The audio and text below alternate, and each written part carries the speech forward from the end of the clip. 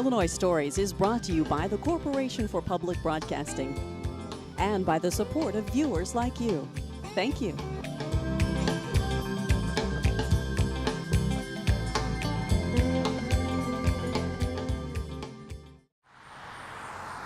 Hello, welcome to Illinois Stories. I'm Mark McDonald at McClernand School in the Enos Park neighborhood of Springfield, where Springfield Sharefest is just coming to a close.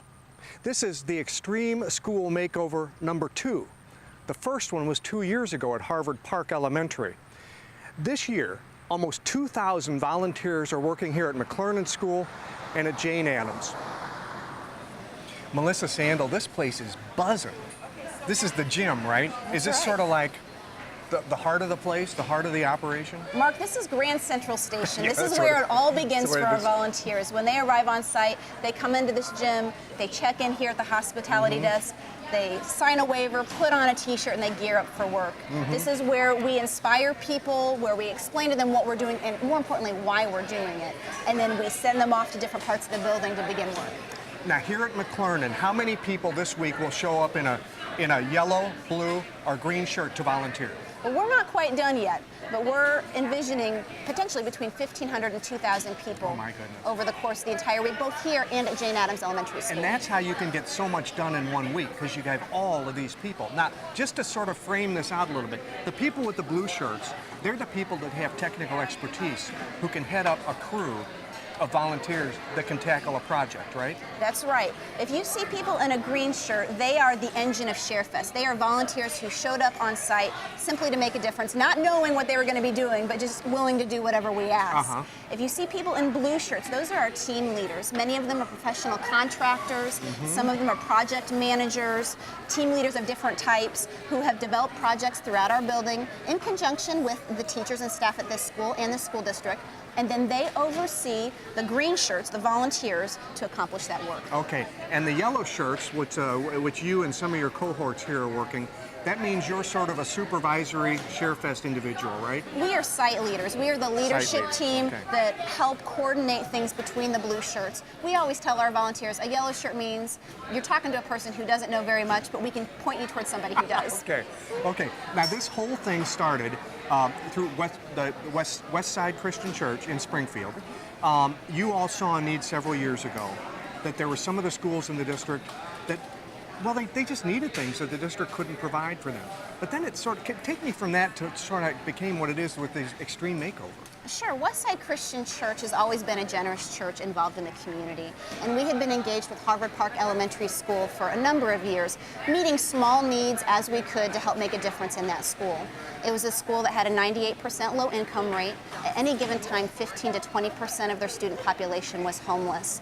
And the school struggled in a number of ways. Lack of community support, lack of parent support is huge for teachers who are trying desperately to change the trajectory of their students' lives.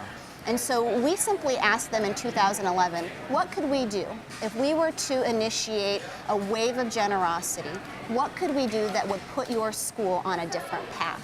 And the first thing they told us was they needed Ziploc baggies for their Title I books and more Xerox paper because oftentimes their teachers feud and fight over that because there's just not enough. So we had to take some time and recalibrate them to the level of generosity we were thinking. And we're talking about big projects. They had to understand that think big, think big. Right, and we didn't set out to start a school makeover program. We didn't know what that would look like. We just wanted to engage the conversation. So before long, we began meeting regularly with their leadership team and thinking about programming and difference-making types of projects that would help their school take a big step forward. So they started touring us around their facility and simply explaining that many parents who are active, or actually not active in their school, many parents who have children at that school, they're disengaged from the educational experience because they themselves had negative experiences as kids. And the school was less than inspiring in a number of ways. There was paint peeling off the walls. There were facility needs that were beyond the the ability of the school district to provide for. And the school district does the very best it can with the resources that it has. There's just a big gap between what schools need to succeed and thrive at maximum potential and the available resources to make it happen. So we determined we wanted to stand in that gap. So we asked the teachers and we asked the school district to make a master list of all the things they would do to that campus and that facility if resources were not a limitation. And we couldn't promise to meet all those needs, but we would try. And we didn't want it to be a church thing. We wanted it to be a community thing, because deep inside every person is the desire to make a difference and be part of something bigger than themselves. And so we simply started going to local businesses and organizations, presenting them with that list and asking them if they wanted to partner with us. And one of our mantras is that we want to provide easy on-ramps for any person to share what they have for the common good of our city and to bring help and hope to people who need it. And before long, we had over 100 community partners who gave financially to the project. And we had an extreme school makeover on our hands. We didn't know what to expect when we arrived on site. We knew that we would be doing work over the course of 9 days. We expected many hundreds of volunteers. What we didn't expect was over 1,500. Thousands. Yeah, over 1,000 volunteers who would show up and just give of their time. And oftentimes when people come to one session, because we run 3 sessions a day. Yeah. You mean work sessions? Work sessions, right. And we're at the end of the second work session of the day, or the first work session? This is the first work session of the day. And we're here mid-morning, so they start early. Start at 8 a.m. and we run through 9 p.m. at night. And so people oftentimes come thinking that they're going to serve one session, and they get what we call Sharefest fever. And they want to come back and bring friends, and they want to see the progress that's being made, because there are tangible improvements made in every session. Yeah. Let's walk this way and look at some of what's going on. Okay, so that was Harvard Park. Just to give people some idea of the planning that goes into this, as we look at these workmen over here, this particular project started 18 months ago. That's right. So you don't just, like in the beginning of the summer, say, okay, well, it's almost time to go to work. I mean, this takes a long time to put together. You know, if you're using and organizing volunteers, you have to have a clear structure and a plan. Not to mention time to secure donations and contractors and professionals that are going to help lead these projects. So our leadership team starts partnering with the district and the schools to create these wish lists far in advance. The makeover itself is actually just the icing on the cake. This is when the fun stuff happens, but the hard work starts long before. Yeah. As we stand in the gym, one of the rooms adjacent to this gym is the kitchen.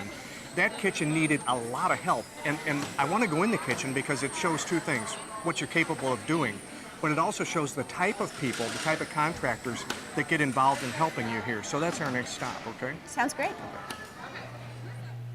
Well, Kurt Trampy, you're one of the pros that we've been talking about here, that leads groups of volunteers, and you're one of the guys that knows what he's doing. You're in the bath and kitchen business. That's correct. And so when you came in here, you saw a kitchen that maybe wouldn't even pass a lot of specifications. It had a lot of problems, didn't it? Yeah, they had a lot of wood cabinetry that was in here. Along this wall here, they had some wooden lockers that were back at that corner there, and then a large utility cabinet that was along that one wall that kind of paralleled the 3-basin sink over there. So we really tried to get all of that out of here because it wasn't working for them as far as passing health inspections and those kinds of things.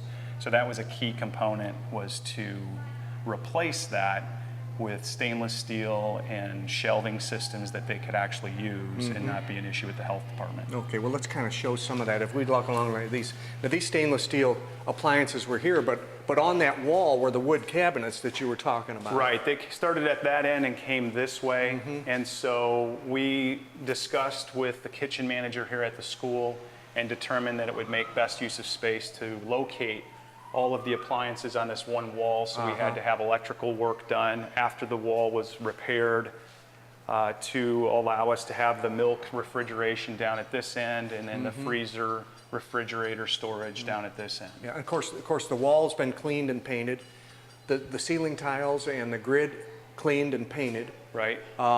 The tiles cleaned. Those tiles look like they're in pretty nice shape, actually. They are in pretty nice shape. So that was a good thing about the project, was it wasn't like we had to completely gut the entire space and start over from scratch. The kitchen manager, she liked her old desk though, huh? She got to liked keep her old desk. We talked through as far as ways that we could maybe make that look a little bit better. And so we kind of came up with an idea to surprise her with a bright lime green desk. And Has she seen it? she has seen it, and fortunately she loved it. And the other thing, that she had a piece of glass on the top of that desk that was about 18 inches by 18 inches, and that's kind of where she kept her pictures underneath. And she had it held in place with 3 nails. And so we elected to replace that with a full piece of glass that would cover up all of her personal pictures. She's and those living kinds now. of things. She's She loves living. it. Now you mentioned the stainless steel. Now this is going to work for storage. That's going to work for storage, and you've got some other shelving that's going to go in here. Correct. So all those wooden cabinets had to be taken out. They don't lose their storage. They're going to have their storage, but it's going to be more orderly, and it's going to pass specifications. Right. Yeah. The great thing about the open shelving is you can actually see what you have. So with the wooden cabinets, and that's the way we typically do it in a residential space, is everything's behind doors. Well, in a commercial kitchen, it makes a whole lot more sense if you can see what you have. Yeah. It makes things more efficient in the use of the space. Yeah, because you need it right now, and you need a lot of it, and you need to know what you need to replace. So, yeah, very good. Well, thanks for all your efforts in here. You and your company is terrific. Sure. Well, it's been a lot of fun to be a part of this project and to see all the different people from the community come in and be a part and really give of their time and their talents and themselves to better one of our schools. I know it's easy to hear all of the difficult stuff that you hear about our school district and the way they're not meeting needs. So it's fun to do something, to be a part of helping create a solution. Yeah, you bet. Thanks. You bet. Melissa, Springfield Sharefest works inside and out. Some of these schools that you do the extreme makeovers of, I mean, the insides have been, they were first done a long time ago and they need rehab. But the outside does too, because you got, in some cases, the playgrounds may not be safe. The materials are old and rusty and need to be touched up. And this is a perfect example at McLernan. We're in the back of the school where the play area is. And it needed some big help, didn't it? It did. This is a great example of where transformation happens. When we first arrived here on site, the asphalt underneath the playground equipment was a real safety hazard for kids. The primary piece of playground equipment was dated, more than 30 years old, splintering wood. It had yellow tape all around it. So the first thing our team did was to take out that piece of equipment, work with volunteers to take out that asphalt, and then create a plan for making this a compelling environment for kids to play and learn. And here's a perfect example. Right over here behind you, see there's some kids out there using it already, but this area here was all asphalt, cracked up, and what you did was, and you and your contractors took all that asphalt out. That's a big job, and it takes specialized equipment to do it. People have no idea how big of a job that is, but people partnering together can accomplish great things. They took out the asphalt. There's some kids in our community who raised money for that playground right over there. They sanded all of the swing set structures and repaired them, and then purchased new swings. They look like new, but really this is a week-long effort, and some of that work actually began earlier this summer to prepare for volunteers to do productive work and really make a difference while they're here on site. And of course then somebody has to deliver all the mulch. There's 6 or 8 inches of mulch there, so when kids fall, they don't get hurt. And let's walk this way, because you were talking about this playground right over here. And this is the one that you say the kids raised the money for. This was kind of a wreck, I guess, wasn't it, over here? Yeah, we took out a piece of old equipment here, Mark, that was just really a safety hazard for the kids who played here, and added this very attractive piece. We had a McLernan student who was driving by earlier this week with his big brother from the Big Brothers and Big Sisters program, and he pointed over here and said, "What's happening at my school?" And so they pulled over. He and his big brother walked around the playground, and with big eyes he kept saying, "This is so cool. This is so cool. I can't wait to come back to school." And that was before everything was completed here. I mean, when he just started seeing this go up, he was excited about it. And that's what we hope happens when kids arrive here on campus, that it really captures their imagination and lets them know that their community cares about them. Right, and the parents as well. When the parents come to the school to visit again, they're going to see what's happened to it. And there's a good chance that many of them are going to want to take care of it as well. That's right. One of the things that happens in low-income schools is that parents are disengaged with the educational process. And when parents aren't engaged with their children, education is void in many ways. And so one of the guiding principles of Springfield Sharefest is that we're trying to re-engage our community with the public schools, but we're also trying to engage some parents for the very first time in their child's educational experience. We want this to be an attractive place where families want to come and play together, where parents want to engage with the school, and where the school's a very friendly place for the entire family. As we stand here, it's a Friday afternoon. Your group has been at work here for about 1 week, right? That's correct. And this is the last day. This will wrap it up. So the work that we see going on here today is at the very end, which is beneficial to us because we get to see the finished product. But there's still a lot going on. You can see, okay, they're painting basketball hoops over there. On the other side of the school, you've put in a whole new basketball court over there. That's right. And there's all sorts of new things that kids are going to be very surprised to see when they come back. That's right. And you know, throughout the day, you'd be surprised the power of what a group of 100 to 150 people can do at any given time. The transformation just in a few hours can be quite astounding. Yeah. We'll mention this again, and we mentioned it before, but you and your church could not do this without contractors and people, artisans and people who know what they're doing to head up these groups of workers to get this done. I mean, you can plan all you want, but you're kind of like me. You're probably a little klutzy when it comes to actually hammering the nail and putting stuff up. You got to have real pros do this, don't you? That's right, Mark. I shouldn't be in charge of anything construction related. What we do is facilitate volunteers and create systems and structures that make a makeover like this happen. Yeah. We have what we call blue-shirted people around here who are professional contractors and project managers that have worked with the school staff to make a wish list of things that they want done to their facility if financing was not a limitation. And then we try to approach local businesses and organizations to fund those projects one by one.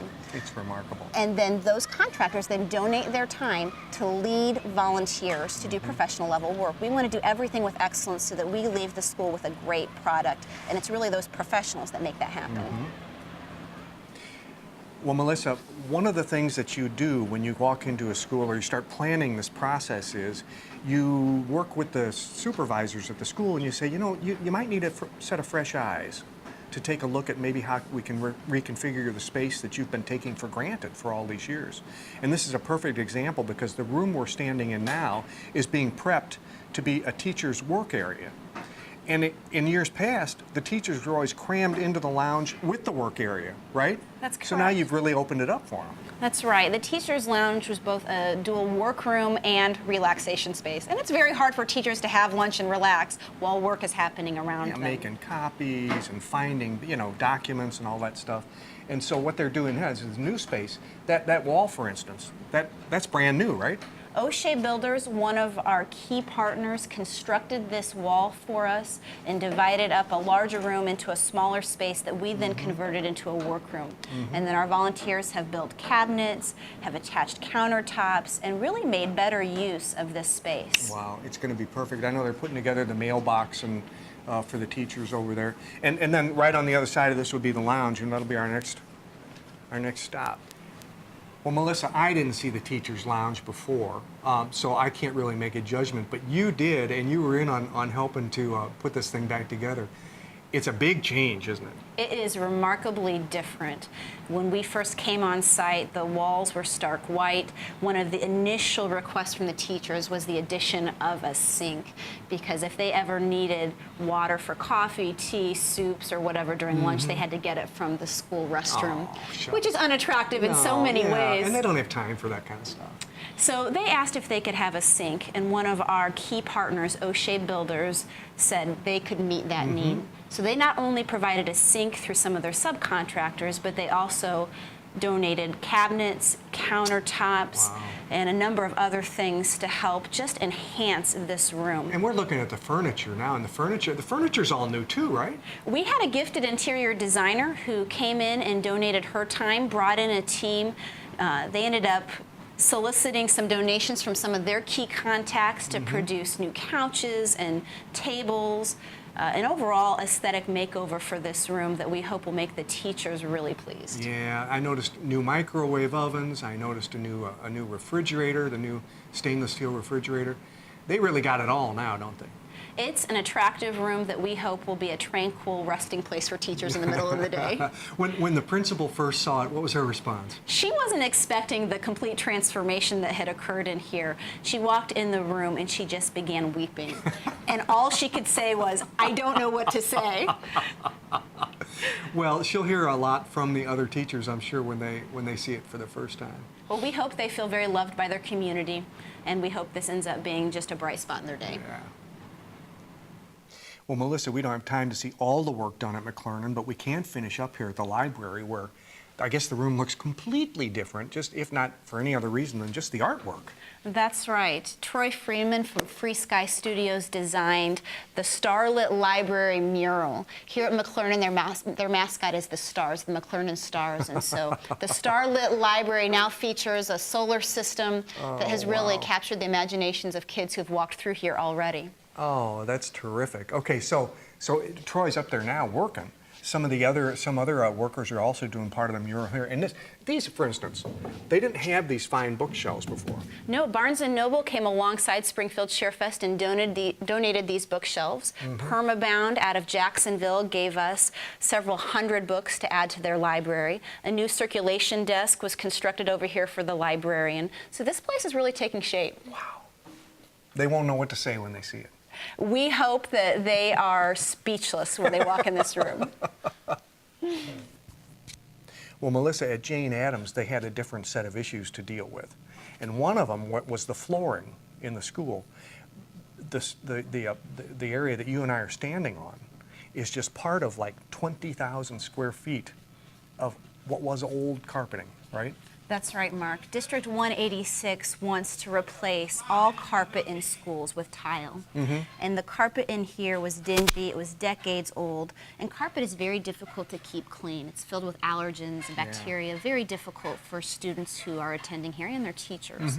But yet, this is a very costly project for the school district to accomplish on its own. You guys go ahead. Don't mind us. We didn't want to break up. That's fine. No, we're just the whole story is the process of what's going on here. Yeah, don't let us hold you up. There goes some of the old carpeting right now, right out the door. Okay. And you can see as you look up there, all that tiling, and at the top, it's been polished. Where they've actually gotten to it. As we look at this job right now, we're probably on the final day, huh? This is the final day here at Jane Addams. They're now moving materials and classroom furniture back into the rooms that have been waxed and polished, and they're finishing up the waxing job down this hallway today. And some of the equipment that they're using, this is one of the polishing machines. If you look into some of these rooms, you can see how beautiful it is and how it's really going to brighten up this place. And my goodness, yeah, old carpeting, you can imagine with kids how mucked up and messed up that would be after just one season of tracking in everything that kids track in. Well, tile is ideal because it's easily cleaned and disinfected. It allows the custodians to make the most of their time because it can be done efficiently. So this is a major upgrade for the school. Yeah, and you can really keep it clean. I mean, you can really keep, and you know you've got it clean when you've got it clean. That's right. This is just really beautiful. Also, what you've been able to do is you've gone outside, and the school was looking a little sorry from the outside, wasn't it? Yes, they've received a major landscaping upgrade through this project, a new outdoor classroom, and some other features that were quite costly, but really quite remarkable now that they've been accomplished. Can we take a look? Absolutely. Okay. Well, hot dog behind Jane Addams, Melissa, they never had basketball courts before, did they? No, they didn't. Jane Addams kids have never been able to play basketball during recess. Ron Furman from Furman's Asphalt donated a brand new basketball court. We've assembled these new hoops. The playground itself has been given a makeover, new paint and new mulch, so the place is looking great and ready for kids to arrive on the first day of school. Still some work to be done if we look in this direction over here.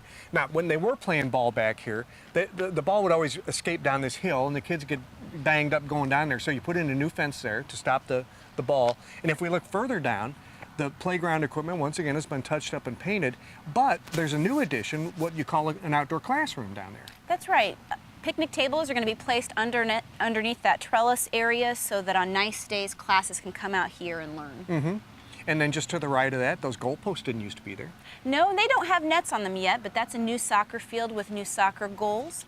And then right in front of it on this hill here will be a new parking area. Yeah, we kind of have to use our imagination on this because a paving company is going to come in during the state fair when they're not doing the road work around here, and they're going to extend your parking lot into that area that's that green hill right now. That's right, Mark. Actually, 2 asphalt companies, competitors, have joined forces to produce a new parking lot for Jane Addams. Currently, they have fewer than 20 spots for a staff of 40, not to mention the parents who visit the school and the traveling educators who stop by. And they have to park on the streets where there are no sidewalks and where kids are walking to school on narrow walkways where buses have to travel. So it's really an unsafe situation for kids, and much of that will be able to be resolved because of this new parking area. That's terrific. We mentioned the landscaping in front of Jane Addams School. This project started even before Springfield Sharefest, and Greenview Nursery and some skilled volunteers are just about finished. By the end of the day, these tools will be picked up and gone. And we also mentioned that it takes about 18 months to plan one of these projects, so it'll be interesting to see what Westside Christian Church has planned for the future. With another Illinois Story in Springfield, I'm Mark McDonald. Thanks for watching.